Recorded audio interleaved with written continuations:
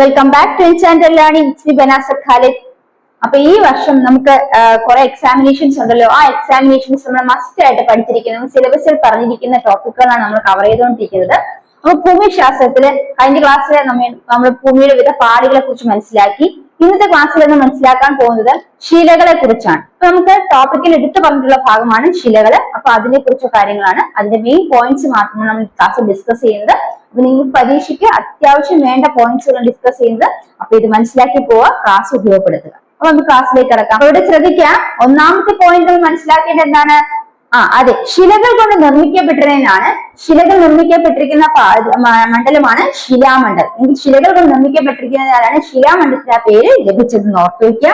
അടുത്തത്, ഈ ശിലകൾ എന്ന് പറയുന്നത് വ്യത്യസ്തം അല്ലെങ്കിൽ വൈവിധ്യത്തിലുള്ള ശിലകൾ നമുക്ക് കാണാൻ സാധിക്കും. ഈ ശിലകളിലെ വൈവിധ്യത്തിന്റെ പ്രധാന കാരണം എന്ന് പറയുന്നത് അത് നിർമ്മിച്ചിരിക്കുന്ന അല്ലെങ്കിൽ അതിൽ അടങ്ങിയിരിക്കുന്ന ഘടകങ്ങളാണെന്ന് മനസ്സിലാക്കുക. അപ്പൊ ശിലകൾ നിർമ്മിച്ചിരിക്കുന്ന ഘടകങ്ങളെയാണ് നമ്മൾ ധാതുക്കൾ അഥവാ മിനറൽസ് എന്ന് പറയുന്നത്. അപ്പൊ ധാതുക്കളെ ഉദാഹരണമാണ് അല്ലെങ്കിൽ മിനറൽസിന് ഉദാഹരണമാണ് അബ്രം, സിലിക്ക, ഹെമറ്റൈറ്റ്, ബോക്സൈറ്റ് മുതലായവ. അപ്പൊ ശിലകളുടെ പ്രധാനപ്പെട്ട ഘടകങ്ങൾ ഏതൊക്കെയാണ്? ധാതുക്കളാണ്. ആ ധാതുക്കൾ ഉദാഹരണമായിട്ട് പറയുന്നത് അബ്രം, സിലിക്ക, ഹെമറ്റൈറ്റ്, ബോക്സൈറ്റ് മുതലായവയാണെന്ന് ഓർത്തു വയ്ക്കുക. അപ്പൊ എന്താണ്? സിലിക്ക, അബ്രം, ബോക്സൈറ്റ്, ഹെമറ്റൈറ്റ് മുതലായവയാണ് ധാതുക്കൾക്ക് ഉദാഹരണമായിട്ട് ഇവിടെ നമ്മൾ മനസ്സിലാക്കേണ്ടത്. ഇനി അങ്ങനെ 2000-ലധികം ധാതുക്കൾ ഭൂമിയിൽ ഉള്ളതായിട്ട് നമുക്ക് അറിയാൻ സാധിക്കുന്നതാണ്. ഇനി നമുക്ക് മനസ്സിലാക്കേണ്ടത് രണ്ടാമത്തെ പോയിന്റ്, ഏറ്റവും പ്രധാനപ്പെട്ട വസ്തുതയാണ് അടുത്ത് മനസ്സിലാക്കാൻ പോകുന്നത്. അതായത് രൂപം കൊള്ളുന്ന പ്രക്രിയയുടെ അടിസ്ഥാനത്തിൽ ശിലകളെ നമുക്ക് മൂന്നായിട്ട് തരംതിരിക്കാം. അപ്പൊ രൂപം കൊള്ളുന്ന പ്രക്രിയയുടെ അടിസ്ഥാനത്തിൽ ശിലകളെ മൂന്നായിട്ട് തരംതിരിക്കുന്നത് അതാണ് ആഗ്നേയ ശിലകൾ, അവസാദ ശിലകൾ, അതുപോലെ കായാന്തരിത ശിലകൾ എന്ന് അറിയപ്പെടുന്നത്. അപ്പൊ ശിലകളെ അവയുടെ രൂപപ്പെടുന്ന അല്ലെങ്കിൽ അവർ രൂപപ്പെടുന്ന പ്രക്രിയ അനുസരിച്ച് അല്ലെങ്കിൽ ശിലകൾ രൂപപ്പെടുന്ന പ്രക്രിയയുടെ അടിസ്ഥാനത്തിൽ നമുക്ക് മൂന്നായിട്ട് അവയെ തരംതിരിക്കാം. ഇതൊക്കെയാണ് ആഗ്നേയ ശിലകൾ, അവസാദ ശിലകൾ, പിന്നെ അതിന്താണ് അടുത്തത് കായാന്തരിത ശിലകൾ. അപ്പൊ ശിലകളെ അവയുടെ രൂപം കൊള്ളുന്ന പ്രക്രിയയുടെ അടിസ്ഥാനത്തിൽ മൂന്നായിട്ട് തരംതിരിച്ചിരിക്കുന്നു.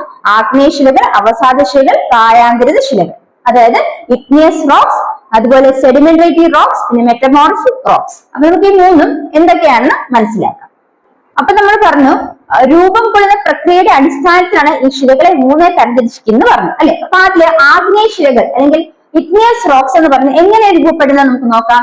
ഭൂവൽക്കത്തിലെ വിടവുകളിലൂടെ ഉയരുന്ന ഉരുകിയ ശിലാദ്രവം ഭൗമ ഉപരിതലത്തിൽ വെച്ച് ഭൂവൽക്കത്തിന് വെച്ചോ തണുത്തുറഞ്ഞ് രൂപപ്പെടുന്ന ശിലകളാണ് ആഗ്നേയ ശിലകൾ. എന്താ ആഗ്നേയ ശിലകൾ എന്ന് പറയുന്നത്? ഭൗമ ഉപരിതലത്തിൽ വെച്ചോ ഭൂവൽക്കത്തിൽ വെച്ചോ ശിലാദ്രവം എവിടെ നിന്ന് ഉരുകി വരുന്ന ശിലാദ്രവമാണ്? ഭൂവൽക്കത്തിലെ വിടവുകളിലൂടെ അല്ലെങ്കിൽ ഭൂവൽക്കത്തിലെ വിടവുകളിലൂടെ ഉരുകി പുറത്തേക്ക് വരുന്ന ശിലാദ്രവം ഭൂവൽക്കത്തിലോ ഭൗമ ഉപരിതലത്തിലോ വെച്ച് തണുത്ത് രൂപപ്പെടുന്ന ശിലകളെയാണ് എന്ത് വിളിക്കുന്നത്? ആഗ്നേയ ശിലകൾ എന്ന് വിളിക്കുന്നത്. അപ്പൊ ഇവിടെ മനസ്സിലാക്കുക, ശിലാദ്രവം തണുത്തുറഞ്ഞുണ്ടാകുന്നതാണ് ആഗ്നേയ ശിലകൾ. ഈ ശിലാദ്രവം എവിടെ നിന്നാണ് ഒഴുകി വരുന്നത്? ഭൂവൽക്കത്തിലെ വിടവുകളിലൂടെയാണ് ഉരുകിയ ഈ ശിലാദ്രവം പുറത്തേക്ക് വരുന്നത്. അത് ഭൂവൽക്കത്തിൽ വെച്ചോ അല്ലെങ്കിൽ ഭൗമ ഉപരിതലത്തിൽ വെച്ചോ തണുക്കുന്നു. അങ്ങനെ ഉണ്ടാകുന്ന ശിലകളെയാണ് ആഗ്നേയ ശിലകൾ അല്ലെങ്കിൽ ഇഗ്നിയസ് റോക്സ് എന്ന് പറയുന്നത്. ഇനി ഇവിടെ ആഗ്നേയ ശിലകൾക്ക് രൂപമാറ്റം സംഭവിച്ചിട്ടാണ് മറ്റു ശിലകൾ രൂപങ്ങളിൽ നിന്നും കൂടെ മനസ്സിലാക്കുക. അപ്പൊ ആഗ്നേയ ശിലകളെ നമുക്ക് പ്രാഥമിക ശിലകൾ അല്ലെങ്കിൽ പിതൃശിലകൾ അല്ലെങ്കിൽ പ്രാഥമിക ശിലകൾ അല്ലെങ്കിൽ പിതൃശിലകൾ അല്ലെങ്കിൽ മാതൃശിലകൾ എന്നൊക്കെ പേരിൽ അറിയപ്പെടുന്ന ഏതാണെന്ന് ചോദിച്ചാൽ അത് ആഗ്നേയ ശിലകളാണ് ഓർത്തു വയ്ക്കുക. അപ്പൊ നമ്മൾ മനസ്സിലാക്കേണ്ടത് ആഗ്നേയ ശിലകൾ രൂപം കൊള്ളുന്നത് എങ്ങനെയാണ്? ഭൂവൽക്കത്തിലെ വിടവുകളിലൂടെ ഉരുകിയ ശിലാദ്രവം ഭൂവൽക്കത്തിലോ അല്ലെങ്കിൽ ഭൗമ ഉപരിതലത്തിലോ വെച്ച് തണുക്കുന്നു. അങ്ങനെ രൂപപ്പെടുന്ന ശിലകളെയാണ് ആഗ്നേയ ശിലകൾ എന്ന് പറയുന്നത്. ഇനി നമ്മൾ മനസ്സിലാക്കേണ്ട മറ്റൊരു വസ്തുത എന്ന് പറയുന്നത് എല്ലാ ശിലകളും രൂപപ്പെടുന്നത് ആഗ്നേയ ശിലകൾക്ക് രൂപമാറ്റം സംഭവിച്ചുകൊണ്ടാണ്. അതുകൊണ്ട് ആഗ്നേയ ശിലകളെ പ്രാഥമിക ശിലകൾ എന്ന് അറിയപ്പെടുന്നു. അല്ലെങ്കിൽ പിതൃശിലകൾ, മാതൃശിലകൾ എന്നൊക്കെ അറിയപ്പെടുന്ന എന്താണ്? ആഗ്നേയ ശിലകളാണെന്ന് ഓർത്തു വയ്ക്കുക. അപ്പൊ ഇതിന് ഉദാഹരണമായിട്ട് നമ്മൾ മനസ്സിലാക്കേണ്ടത് ഗ്രാനൈറ്റും ബസാൾട്ടുമാണ്. അപ്പൊ ഗ്രാനൈറ്റും ബസാൾട്ടുമാണ് ആഗ്നേയ ശിലകൾക്ക് ഉദാഹരണമായിട്ട് മനസ്സിലാക്കേണ്ടത്. എന്താണ്? ഗ്രാനൈറ്റും ബസാൾട്ടും. ഗ്രാനൈറ്റും ബസാൾട്ടും ഏതിന് ഉദാഹരണമാണ്? ആഗ്നേയ ശിലകൾക്ക് ഉദാഹരണമാണെന്ന് ഓർത്തു വെക്കുക. ഗ്രാനൈറ്റും ബസാൾട്ടും. അപ്പൊ എന്താണ് പ്രാഥമിക ശിലകൾ എന്നറിയപ്പെടുന്നത്? ആഗ്നേയ ശിലകളാണ് പ്രാഥമിക ശിലകൾ എന്ന് അറിയപ്പെടുന്നത്. ഇനി നമുക്ക് ആഗ്നേയ ശിലകളെ കുറിച്ച് വളരെ കുറച്ച് കാര്യങ്ങൾ കൂടെ മനസ്സിലാക്കാം.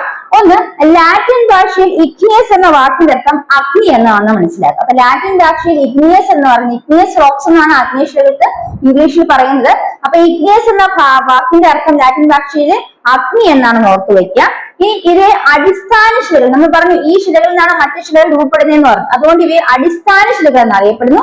അതുപോലെ തന്നെ ശിലകളുടെ മാതാവ്, പിതൃശില, പ്രാഥമിക ശില എന്നൊക്കെ പേരിൽ അറിയപ്പെടുന്ന ഏതാണെന്ന് വെച്ചാൽ അത് ആഗ്നേയ ശിലയാണെന്ന് ഓർത്തു വയ്ക്കാം. മൂന്നാമത്തെ പോയിന്റ്, ഭൂവൽക്കത്തിൽ ഏറ്റവും കൂടുതൽ കാണപ്പെടുന്ന ശിലകൾ ഏതാണെന്ന് ചോദിച്ചാൽ അത് ആഗ്നേയ ശിലയാണെന്ന് ഓർത്തു വെക്കാം. നമ്മൾ ആഗ്നേയ ശിലകൾക്കാണ് രൂപമാറ്റം സംഭവിച്ച മറ്റു ശിലകളായി മാറുന്നത് പോയിന്റ് പഠിച്ചു. അപ്പോൾ ഭൂവൽക്കത്തിൽ ഏറ്റവും കൂടുതൽ കാണപ്പെടുന്ന ശിലകൾ ഏതാണ്? ആഗ്നേയ ശിലകളാണെന്ന് ഓർത്തു വെക്കുക. അടുത്തത്, ഫോസിലുകൾ കാണപ്പെടാത്ത ശില ഏതാണെന്ന് ചോദിച്ചാലും അത് ആഗ്നേയ ശിലകളാണ്. ഫോസിലുകൾ കാണപ്പെടാത്ത ശില ഏതാണ്? ആഗ്നേയ ശിലയാണെന്ന് ഓർത്തു വെക്കുക. ഇനി അഗ്നിപർവ്വത ജന്യ ശിലകൾ എന്നറിയപ്പെടുന്ന എന്നാൽ ശിലാദ്രവം ഒഴുകി വരുന്നതാണ് ഈ ഉണ്ടാകുന്ന ശിലകൾ. അപ്പൊ അഗ്നി പർവ്വത ജന്യ ശിലകൾ എന്നറിയപ്പെടുന്ന ഏതാണെന്ന് ചോദിച്ചാൽ ഏതാണ്? ആഗ്നേയ ശിലകൾ. അഗ്നിപർവ്വത ജന്യ ശിലകൾ ഏതാണ്? അഗ്നിപർവ്വതത്തിൽ നിന്ന് ജനിക്കുന്ന ശിലകൾ ഏതാണെന്ന് വെച്ചാൽ അഗ്നിപർവ്വത ജന്യ ശിലകൾ ഏതാണ്? ആഗ്നേയ ശിലകളാണെന്ന് ഓർത്തു വയ്ക്കുക. ഇനി ധാരാളം ലോഹ അയിരുകൾ കാണപ്പെടുന്നതും ഇവിടെയാണ്. അപ്പൊ ധാരാളം ലോഹ അയിരുകൾ കാണപ്പെടുന്നതും ആഗ്നേയ ശിലകളിലാണ്, ഓർത്തു വയ്ക്കുക.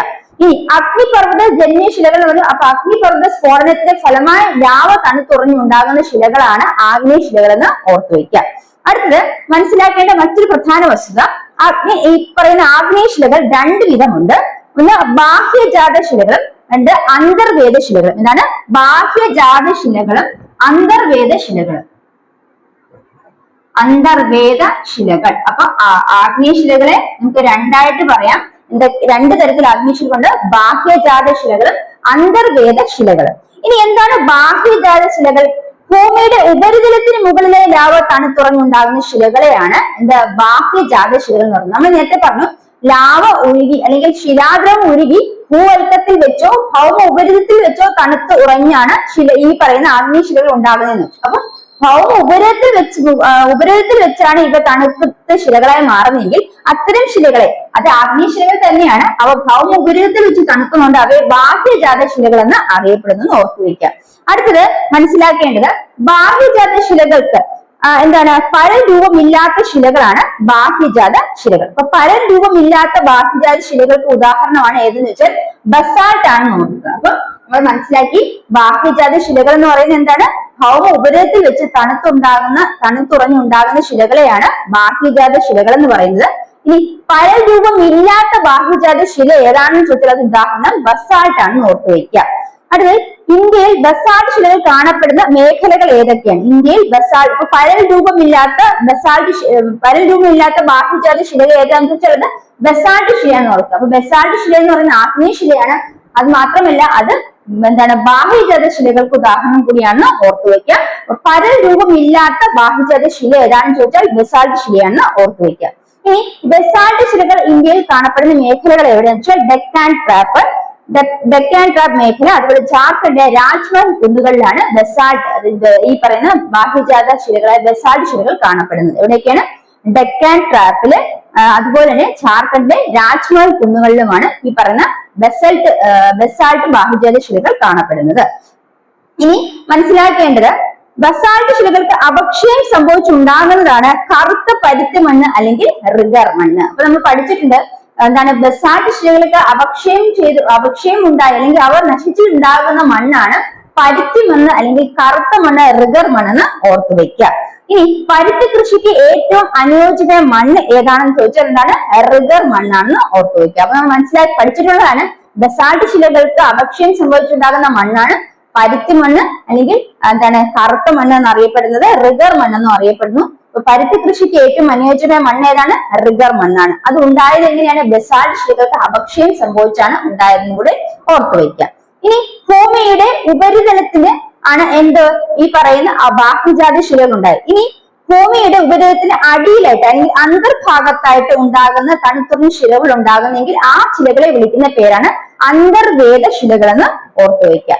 അപ്പൊ ഭൂമിയുടെ ഉള്ളിലായിട്ട് ഉണ്ടാകുന്ന ശിലാദ്രവം തണുത്തുറഞ്ഞ അല്ലെങ്കിൽ ഭൂവൽക്കത്തിൽ ശിലാദ്രവം തണുത്തുറഞ്ഞ് ഉണ്ടാകുന്ന ശിലകളെയാണ് എന്ത് വിളിക്കുന്നത്? ഭൂമിയുടെ ഉപരിതലത്തിന് അടിയിലായിട്ട് ശിലാദ്രവം തണുത്തുറഞ്ഞ് ആ ശിലകളെ എന്ത് വിളിക്കുന്നത്? അന്തർവേദ ശിലകൾ എന്ന് പറയുന്നത്. ഉദാഹരണത്തിന് എന്താണ് അന്തർവേദി ശിലകൾക്ക് ഉദാഹരണമാണ് ഇത് പ്ലൂട്ടോണിക് ശിലകൾ എന്ന് അവയെ വിളിക്കപ്പെടുന്നതാണ്. പ്ലൂട്ടോണിക് ശിലകൾ എന്ന് വിളിക്കുന്നു. അപ്പൊ ഇത്രയുമാണ് നമ്മൾ മനസ്സിലാക്കേണ്ട കാര്യങ്ങൾ. എന്താണ് ആഗ്നേയ ശിലകൾ എന്ന് പറയുന്നത്? എന്താ ഈ പറയുന്ന ലാറ്റിൻ ഭാഷയില് ഇഗ്നിയസ് എന്ന വാക്കിന് അഗ്നി എന്നാണ് അർത്ഥം അല്ലെ. ലാറ്റിൻ ഭാഷയിൽ ഇഗ്നിയസ് എന്നാൽ അഗ്നി എന്നാണ് അർത്ഥം. ഇനി നമ്മൾ മനസ്സിലാക്കേണ്ടത് അടിസ്ഥാന ശില അല്ലെങ്കിൽ പ്രാഥമിക ശില, മാതൃശില എന്നൊക്കെ അറിയപ്പെടുന്ന ഏതാണ്? ആഗ്നേയ ശിലയാണെന്ന് പറഞ്ഞു. കാരണം ആഗ്നേയ ശിലയിൽ നിന്നാണ് മറ്റു ശിലകൾ രൂപപ്പെടുന്നതെന്ന് മനസ്സിലാക്കി. നമ്മൾ മനസ്സിലാക്കിയത് ആഗ്നേയ ശില രൂപം കൊള്ളുന്നത് എങ്ങനെയാണെന്ന് മനസ്സിലാക്കി. ആ രൂപം കൊള്ളുന്നതിന്റെ അടിസ്ഥാനത്തിൽ അവയെ രണ്ടായിട്ട് തിരിക്കുന്നു. എന്താണ്? ബാഹ്യജാത ശിലകളും അന്തർവേദ ശിലകൾ എന്ന് പറഞ്ഞു. ഇനി ബാഹ്യജാത ശിലകൾ എന്ന് പറയുന്നത് എന്താണ്? ഭൗമ ഉപരിതലത്തിൽ വെച്ചാണ് ശിലാദ്രവം തണുത്ത ശിലകൾ ഉണ്ടാകുന്നതെങ്കിൽ അതിന് ബാഹ്യജാത ശിലകൾ എന്ന് പറയുന്നു. അപ്പൊ പരൽ രൂപം ഇല്ലാത്ത ബാഹ്യജാത ശിലകൾക്ക് ഉദാഹരണമാണ് ബസാൾട്ട് എന്നൊരു പോയിന്റ് ഓർത്തു വെക്കാം. ഇനി അടുത്തത് നമ്മൾ ആഗ്നേയ ശിലകൾക്ക് ഉദാഹരണം പറഞ്ഞതൊക്കെയാണ് ഗ്രാനൈറ്റും ബസാൾട്ടുമാണ്. ഇനി അന്തർവേദ ശിലകൾ എന്ന് പറയുന്നത് എന്താണ്? ഭൂമിയുടെ ഉപരിതലത്തിന് ഉള്ളിലായിട്ട് ശിലാദ്രവം തണുത്തുറഞ്ഞ് ഉണ്ടാകുന്ന ശിലകളെയാണ് വിളിക്കുന്നത് അന്തർവേദ ശിലകൾ എന്ന് വിളിക്കുന്നതെന്ന് ഓർത്തു വയ്ക്കുക. ഇനി ബസാൾട്ട് ശിലകൾക്ക് അപക്ഷയം സംഭവിച്ചുണ്ടാകുന്ന മണ്ണ് ഏതാണ്? അതാണ് പരുത്തി മണ്ണ് അല്ലെങ്കിൽ റിഗർ മണ്ണ്, കറുത്ത മണ്ണ് എന്നൊക്കെ പറയുന്നത്.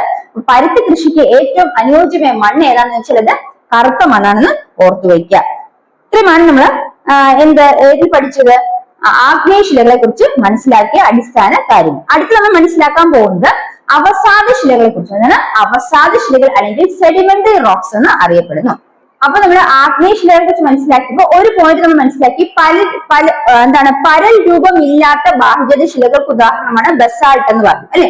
അപ്പൊ ഇവിടെ നമ്മൾ മനസ്സിലാക്കേണ്ടത് ഈ ഭൗമ അന്തർഭാഗത്ത് അല്ലെങ്കിൽ ഭൗമ ഉപരിതലത്തിന് ഉള്ളിലായിട്ട് ഈ ശിലാദ്രവം തണുത്തുറഞ്ഞുണ്ടാകുന്ന ശിലകളെ അന്തർവേദ ശിലകൾ എന്ന് പറഞ്ഞു. അവിടെ ഈ പറയുന്ന ശിലാദ്രവം വളരെ സാവധാനത്തിൽ മാത്രമേ ഉരുകി അതുപോലെ തണുത്തു ഉറയുന്നുള്ളൂ.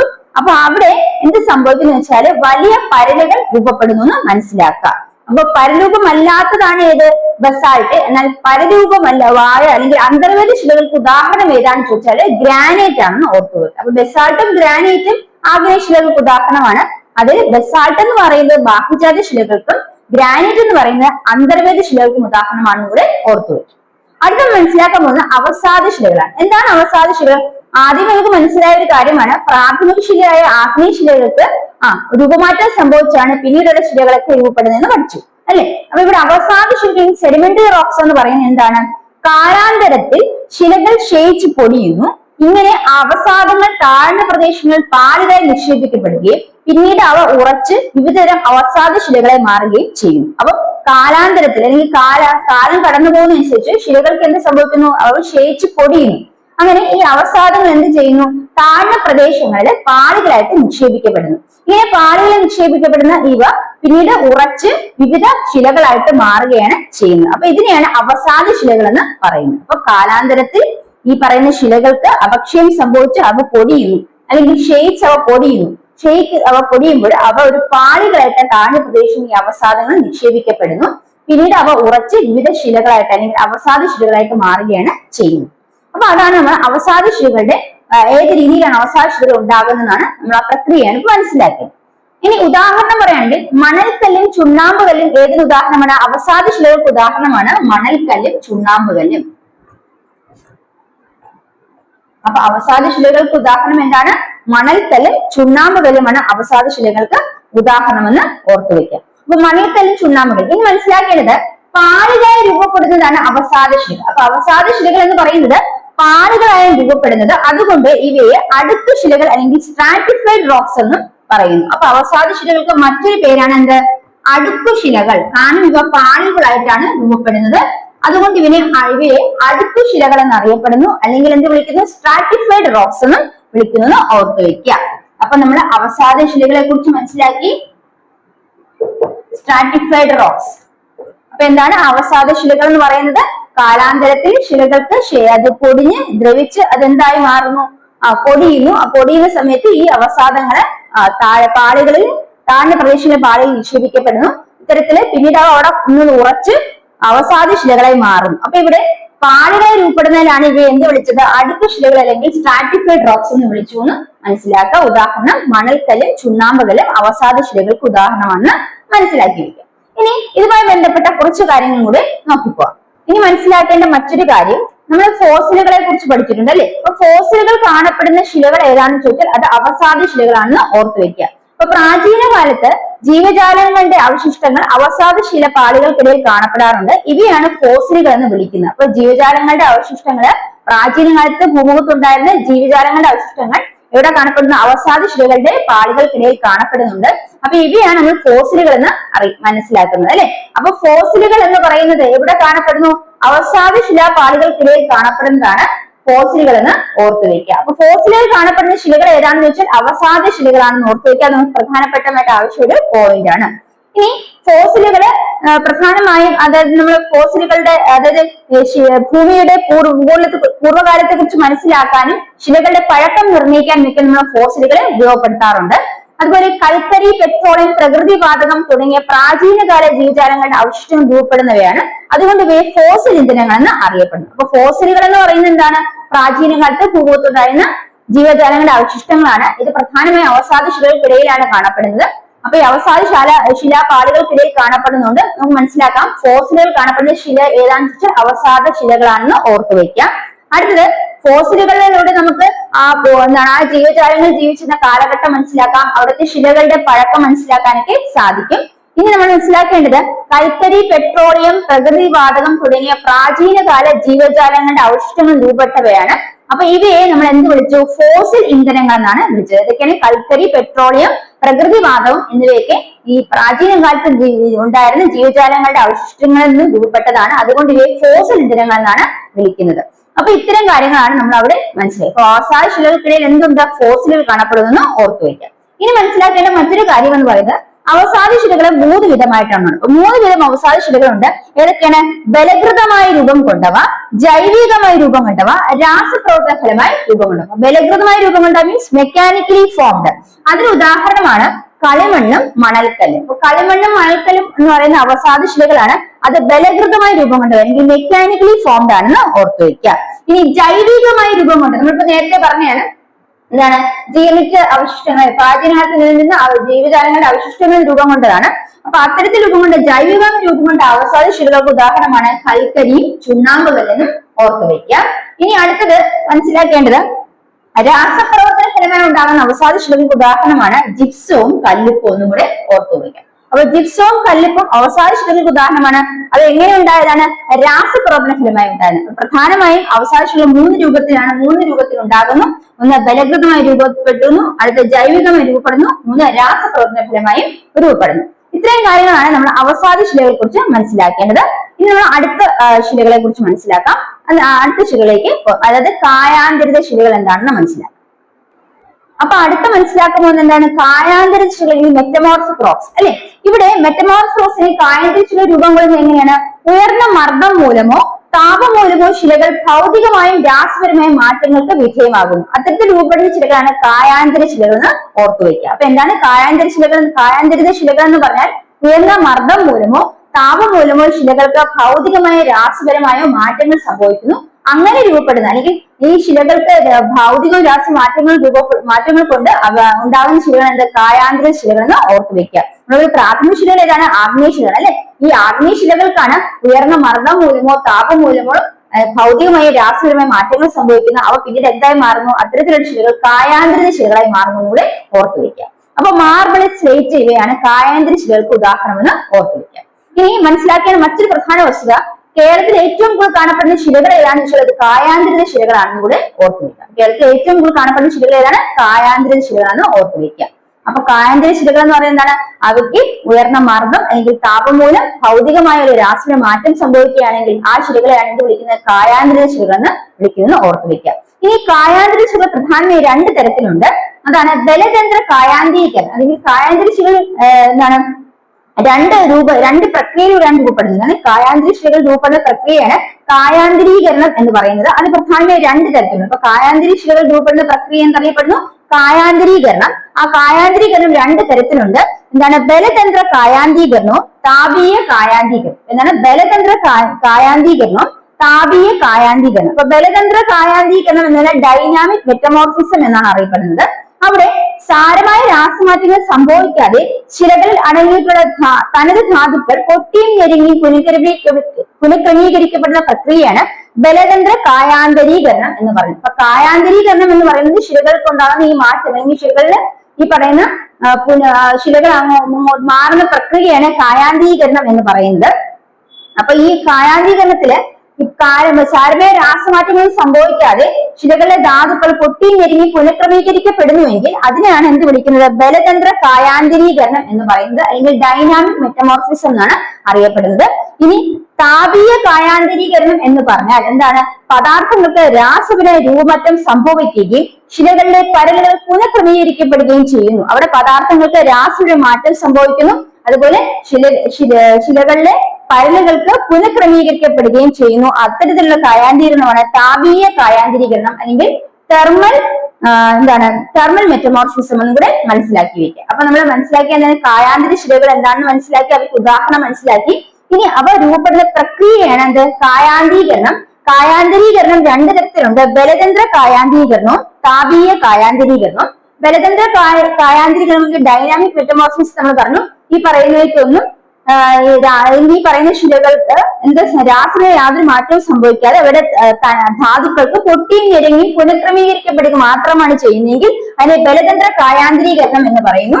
ഇനി താപീയ കായാന്തരീകരണം എന്ന് പറയുന്നത് അവിടെ പദാർത്ഥങ്ങൾക്ക് രൂപമാറ്റം സംഭവിക്കുന്നു, രാസപരമായ രൂപമാറ്റം സംഭവിക്കുന്നു. അതോടൊപ്പം തന്നെ ശിലകളിലെ പരലുകൾ പുനഃക്രമീകരിക്കപ്പെടുകയും ചെയ്യുന്ന പ്രക്രിയയാണ് എന്ന് പറയുന്നത് താപീയ കായാന്തരീകരണം എന്നും കൂടെ ഓർത്തുവെക്കുക. അതാണ് നമ്മളവിടെ മനസ്സിലാക്കേണ്ട മറ്റൊരു വസ്തുത. ഇനി അപ്പൊ 3 ശിലകളെ കുറിച്ചുള്ള ഐഡിയ നിങ്ങൾക്ക് കിട്ടിയല്ലോ. അപ്പൊ ഇത്രയും കാര്യങ്ങളാണ് നമ്മള് ശിലകൾ എന്ന് പറയുന്നത്. 3 ശിലകളുണ്ട്. ഏതൊക്കെയാണ്? ആഗ്നേയ ശിലകൾ, അതുപോലെ തന്നെ അവസാദ ശിലകൾ, കായാന്തര ശിലകൾ. ഇത് 3മാണ് നമ്മൾ മനസ്സിലാക്കേണ്ടത്. ഇനി നമ്മൾ മനസ്സിലാക്കേണ്ടത് ശിലകൾക്ക് ഒന്നിൽ നിന്ന് മറ്റൊന്നിലേക്ക് മാറാനുള്ള ഇതുണ്ട്. അപ്പൊ നമ്മൾ പറഞ്ഞു നമ്മൾ പറഞ്ഞു ആഗ്നേയ ശിലകൾ അല്ലെ. ആഗ്നേയ ശിലകൾക്ക് അത് പൊട്ടി ദ്രവിച്ച് എന്തായി മാറുന്നു? അവസാദ ശിലകളായി മാറുന്നു. ഇനി അവസാദ ശിലകൾക്ക് രാസമാറ്റം അല്ലെങ്കിൽ എന്തെങ്കിലും മാറ്റം സംഭവിച്ചാൽ അത് എന്തായി മാറാം?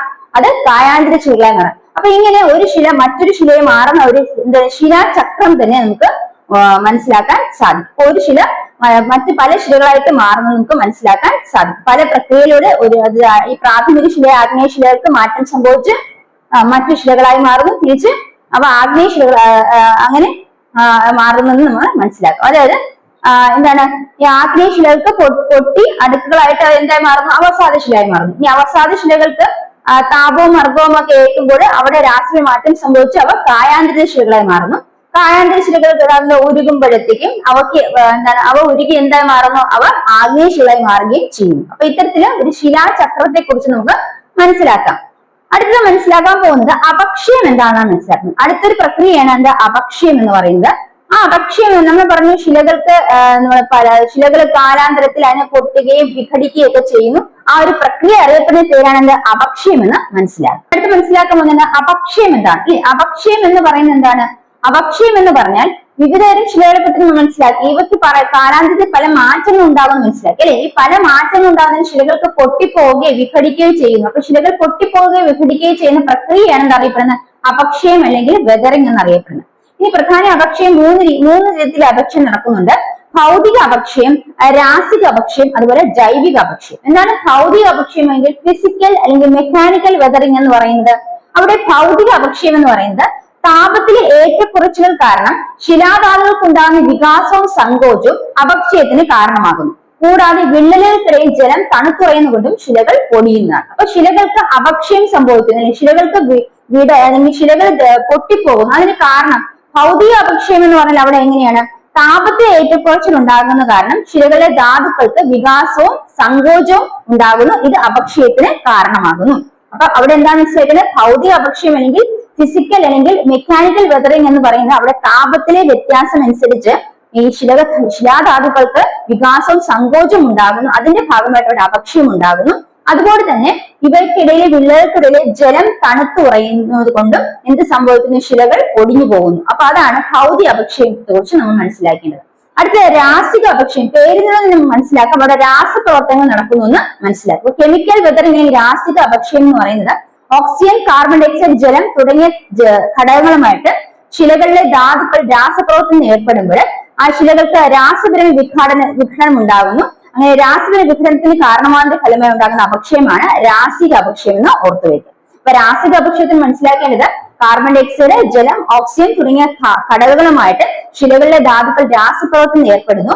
അങ്ങനെ രാസപ്രവർത്തന ഫലമായി ശിലകൾക്ക് രാസപരമായ വിഘടനങ്ങൾ സംഭവിക്കുന്നു. അതിന്റെ ഫലമായി ഉണ്ടാകുന്ന അപക്ഷയമാണ് രാസിക അപക്ഷയം എന്ന് ഓർത്തുവയ്ക്കുക. അടുത്തത് ജൈവിക അപക്ഷയമാണ്, എങ്കിൽ ബയോളജിക്കൽ വെതറിംഗ് ആണ്. അവിടെ സസ്യങ്ങളുടെ വേരുകൾ ശിലകൾക്ക് വിടവിലൂടെ ആഴ്ന്നിറങ്ങി വളരുന്നതുകൊണ്ടും അല്ലെങ്കിൽ ചെറു ജീവികൾ മാളങ്ങൾ ഉണ്ടാക്കുന്നതുവരെയും അല്ലെങ്കിൽ സസ്യജന്തുക്കളുടെ അവശിഷ്ടങ്ങൾ ജീർണിച്ചുണ്ടാകുന്നതും എല്ലാം ശിലകളുടെ അപക്ഷയത്തിന് കാരണമാകുന്നുണ്ട്. അപ്പൊ ഇതെല്ലാം ജൈവികമായ അപക്ഷയങ്ങൾക്ക് കാരണമാണ്. അപ്പൊ എന്തൊക്കെയാണ്? സസ്യങ്ങളുടെ വേരുകള് ശിലകൾക്ക് വിടവിൽ കൂടെ ആഴ്ന്നിറങ്ങി വളരുന്നത്, പിന്നെ ചെറിയ ജീവികൾ മാളങ്ങൾ ഉണ്ടാക്കുന്നത്, അതുപോലെ തന്നെ ജീവികളുടെ ജീർണിച്ച അവശിഷ്ടങ്ങൾ എല്ലാം ശിലകളുടെ അപക്ഷയത്തിന് കാരണമാകാറുണ്ട്.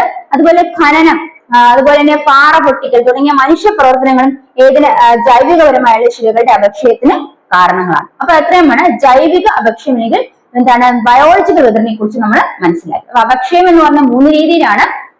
ഒന്ന് ഭൗതിക അപക്ഷയം, അടുത്തത് രാസിക അപക്ഷയം, പിന്നെ ജൈവിക അപക്ഷയം. 3 തരത്തിലുള്ള അപക്ഷയങ്ങളെ കുറിച്ച് നമ്മൾ മനസ്സിലാക്കി. അടുത്തത് അപക്ഷയത്തിന്റെ ഫലമായിട്ട് ശിലകളിലെ ധാതുക്കൾ വേർതിരിക്കപ്പെടുന്നു. അപക്ഷയത്തിന്റെ ഫലമായിട്ട് എന്തൊക്കെ സംഭവിക്കുന്നു? ശിലകളിലെ ധാതുക്കൾ വേർതിരിക്കപ്പെടുന്നു. അടുത്തത് ഖനന പ്രവർത്തനങ്ങൾക്ക് ഈ അപക്ഷയ പ്രവർത്തനങ്ങൾ, അതായത് നമ്മൾ ഖനനം, പാറ പൊട്ടിക്കൽ, ഇതെല്ലാം അപക്ഷയത്തിന് കാരണമാകുന്നു അല്ലേ? അപ്പൊ അപക്ഷയ പ്രവർത്തനങ്ങൾ മനുഷ്യനെ എത്തരത്തിൽ സഹായിക്കും ചോദിച്ചാല്, ഒന്ന്, നമുക്ക് ശിലകളിൽ നിന്ന് ധാതുക്കളെ വേർതിരിച്ചെടുക്കാൻ സാധിക്കുന്നു. 2, ഖനന പ്രവർത്തനങ്ങൾ വേഗം സജീവമായി നടക്കാൻ സഹായിക്കും. അതുപോലെ അപക്ഷയത്തിന്റെ ഫലമായിട്ടാണ് മണ്ണ് രൂപീകരിക്കപ്പെടുന്നത്. അപ്പൊ മണ്ണ് രൂപീകരിക്കപ്പെടുന്നത് അപക്ഷയത്തിന്റെ ഫലമായിട്ട് കൂടെ ഓർത്തു വെക്കുക.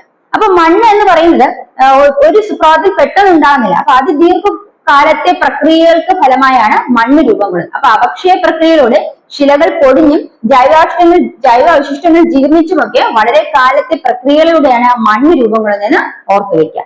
അപ്പൊ മണ്ണിന്റെ രൂപീകരണത്തെ പ്രധാനമായി എന്തൊക്കെ ഘടകങ്ങളാണ് സഹായിക്കുന്നത്? ഒന്ന്, കാലാവസ്ഥ അല്ലെ? തണുപ്പേറിയ സാഹചര്യങ്ങളിൽ മണ്ണിന്റെ രൂപീകരണം സാവധാനത്തിലായിരിക്കുമെന്ന് മനസ്സിലാക്കുക. അപ്പൊ തണുപ്പേറിയ സാഹചര്യങ്ങളിൽ മണ്ണിന്റെ രൂപീകരണം സാവധാനത്തിലായിരിക്കും. അടുത്തത് ഭൂപ്രകൃതിയെ പറയുകയാണെങ്കിൽ ചെങ്കുത്തായ ചരിവുകളിൽ മണ്ണിന് കനം കുറവായിരിക്കും. ഇപ്പൊ ഭൂപ്രകൃതി അനുസരിച്ചിട്ടുണ്ടെങ്കിൽ ചെങ്കുത്തായ ചരിവുകളിലെ മണ്ണിന്റെ കനം കുറവായിരിക്കും ആ പ്രദേശങ്ങളിൽ. അതുപോലെ സസ്യങ്ങളും ജന്തുക്കളും അഴുകുന്ന ഫലമായി ഉണ്ടാകുന്ന അമ്ലം ശിലകളുടെ അപക്ഷയത്തിന് കാരണമാകും നമ്മൾ നേരത്തെ സൂചിപ്പിച്ചു. അടുത്ത മാതൃശിലകൾ അല്ലെ? മണ്ണിലെ ധാതുക്കളും മണ്ണിന്റെ ഘടനയും അവ ഏത് ശിലകളിൽ രൂപങ്ങളിൽ നിന്നും എന്നതിനെ ആശ്രയിച്ച് ഇരിക്കും. അപ്പൊ മണ്ണിലെ ധാതുക്കളും മണ്ണിന്റെ ഘടനയും അത് ഏത് ശിലകളിൽ രൂപപ്പെടുന്നത് എന്നതിനെ ആശ്രയിച്ച് ഇരിക്കുമെന്ന് മനസ്സിലാക്കാം. ഇനി മണ്ണിന്റെ ഘനവും ഘടനയും അത് രൂപം കൊള്ളുന്ന സമയത്തെയും കൂടി ആശ്രയിച്ചിരിക്കും. അപ്പൊ മണ്ണിന്റെ ഘനവും അതുപോലെ ഘടനയും അത് രൂപം കൊള്ളുന്ന സമയത്തെ കൂടി ആശ്രയിച്ചു. അപ്പൊ മണ്ണ് രൂപീകരിക്കപ്പെടുന്ന പ്രധാനമായ ഘടകങ്ങൾ എന്തൊക്കെയാണ്? കാലാവസ്ഥ അതിന് സ്വാധീനിക്കുന്നു. അതുപോലെ ഭൂപ്രകൃതി, ഇനി സസ്യങ്ങൾ, ജന്തുക്കളുടെ ജീർണിച്ചുണ്ടാകുന്ന അവശിഷ്ടങ്ങൾ, അതുപോലെ ഏത് ശിലകളിൽ നിന്നാണ് ആ മണ്ണ് പൊടിഞ്ഞുണ്ടാകുന്നത്, അതുപോലെ അത് രൂപം കൊള്ളാൻ എടുക്കുന്ന സമയം, ഇതിനെല്ലാം ആശ്രയിച്ചാണ് മണ്ണ് രൂപീകരിക്കപ്പെടുന്നത് മനസ്സിലാക്കുക. അപ്പൊ മണ്ണ് എന്ന് പറയുന്നത് രൂപീകരിക്കപ്പെടുന്നത് അപക്ഷയ പ്രക്രിയയിലൂടെയാണ്. അതുപോലെ ജൈവ അവശിഷ്ടങ്ങൾ ജീർണിച്ചുണ്ടാകുന്നത് എല്ലാം ചേർന്ന് അത് ദീർഘകാലത്തെ പ്രക്രിയയിലൂടെയാണ് മണ്ണ് രൂപീകരിക്കുന്നത് ഓർത്തുവയ്ക്കുക. മണ്ണിനെ കുറിച്ചുള്ള പഠനം അറിയപ്പെടുന്നത് എന്താണ്? പെഡോളജി എന്നാണ് മണ്ണിനെ കുറിച്ചുള്ള പഠനം അറിയപ്പെടുന്നത്. ഇനി മണ്ണിനെ കുറിച്ച് ബന്ധപ്പെട്ട് പെഡോളജി ബന്ധപ്പെട്ട ശാഖയെ കുറിച്ച് പഠിക്കുന്ന ശാസ്ത്രജ്ഞൻ അറിയപ്പെടുന്നത് പെഡോളജിസ്റ്റ് എന്നാണ് കൂടെ ഓർത്ത്. അപ്പൊ മണ്ണിനെ കുറിച്ചുള്ള പഠനം പെഡോളജി, ആ ശാസ്ത്രജ്ഞൻ അറിയപ്പെടുന്നത് പെഡോളജിസ്റ്റ്. പെഡോളജി ശാസ്ത്രജ്ഞൻ അറിയപ്പെടുന്നത് പെഡോളജിസ്റ്റ് ആണ് കൂടെ ഓർത്ത് വയ്ക്കുക. അത്രയാണ് നമ്മളെ മണ്ണിനെ സ്വാധീനിക്കുന്ന അല്ലെങ്കിൽ മണ്ണ് രൂപീകരിക്കുന്ന സ്വാധീനിക്കുന്ന ഘടകങ്ങളെ കുറിച്ചുമാണ് നമ്മളിപ്പോ മനസ്സിലാക്കിയത്. അപ്പൊ മണ്ണ് സ്വാധീനിക്കുന്ന ഘടകങ്ങൾ ഏതൊക്കെയാണ്? കാലാവസ്ഥ, ഭൂപ്രകൃതി, സസ്യങ്ങളും ജന്തുക്കളും, അതുപോലെ മാതൃശിലകൾ, അതുപോലെ തന്നെ ആ മണ്ണ് രൂപീകരിക്കാൻ എടുക്കുന്ന സമയം. ഇത്രയുമാണ് അതിനെ കുറിച്ച് മനസ്സിലാക്കിയത്. ഇനി അപ്പൊ അത്രയുമാണ് നമ്മള് മണ്ണ് രൂപീകരണത്തെ കുറിച്ച് മനസ്സിലാക്കിയ പ്രധാന വസ്തുതകൾ. അപ്പൊ ലോക മണ്ണ് ദിനം എന്നറിയപ്പെടുന്നത് December 5 ആണ്. അപ്പൊ ഈ വർഷം 2024 മണ്ണ് ദിനത്തിന്റെ പ്രമേയം എന്താണെന്ന് വെച്ചാൽ മണ്ണിന്റെ പരിപാലനം, അളക്കുക, നിരീക്ഷിക്കുക, നിയന്ത്രിക്കുക എന്നിവയാണ്. അപ്പൊ 2024 മണ്ണ് ദിനത്തിന്റെ പ്രമേയം എന്താണ്? മണ്ണിന്റെ പരിപാലനം, അളക്കുക, നിരീക്ഷിക്കുക, നിയന്ത്രിക്കുക എന്നിവയാണ് മണ്ണ് ദിനത്തിന്റെ പ്രമേയം. അപ്പൊ December 5 ലോക മണ്ണ് ദിനം എന്ന് അറിയപ്പെടുന്നു. അപ്പൊ ഇത്രയും കാര്യമാണ് നമ്മൾ ഇന്നത്തെ ക്ലാസ്സിൽ ശിലകളെ കുറിച്ചാണ് മനസ്സിലാക്കിയത്. അപ്പൊ ഈ ക്ലാസ് നിങ്ങൾക്ക് യൂസ്ഫുൾ ആയെങ്കിൽ തീർച്ചയായും ചാനൽ സബ്സ്ക്രൈബ് ചെയ്യുക. നിങ്ങൾക്ക് പരീക്ഷയ്ക്ക് ഉപകാരപ്പെടുന്ന ക്ലാസ്സുകൾ ഉടനെ തന്നെ ഈ ചാനലിൽ വരുന്നതാണ്. അപ്പം അടുത്ത ക്ലാസ്സിൽ കാണാം. Bye from me. Thank you.